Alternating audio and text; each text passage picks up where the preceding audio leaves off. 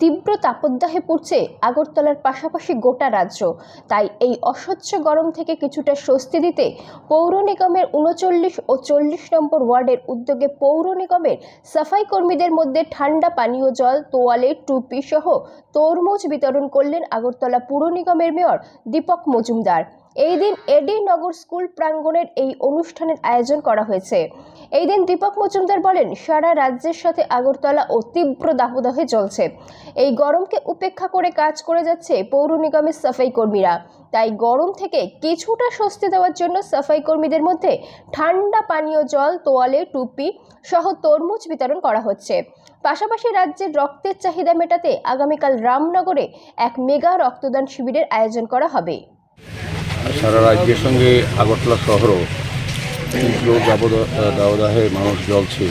এত গরম, প্রচণ্ড গরমে বিশেষ করে আমাদের রাজ্যের মাননীয় মুখ্যমন্ত্রী প্রফেসর ডক্টর মানিক সাহার পরামর্শ নির্দেশে আমাদের আগরতলা শহরে বিভিন্ন প্রান্তে বিভিন্ন জায়গায় আমাদের আগরতলা পৌর নিগমের উদ্যোগে আমাদের ওয়ার্ডে যারা সম্মানীয় কর্পোরেটররা আছেন তারা নিজেরা সহযোগে পথ চলতি মানুষের এবং বিশেষ করে আমাদের আগরতলা শহরকে যারা আজকের এই ৩৯ নম্বর ওয়ার্ডে অলক্রায় যিনি আমাদের মাননীয় কর্পোরেটর ওনার বলবো সহযোগে এবং এখানে আমাদের বিশিষ্ট সমাজসেবী শ্যামল কুমার সহ আমাদের পৌর নিগমের আধিকারিকরা আছেন, এই এলাকার এই ক্লাবের এলাকার সমস্ত সম্মানীয় ব্যক্তিরাও আছেন, উপস্থিত আছেন।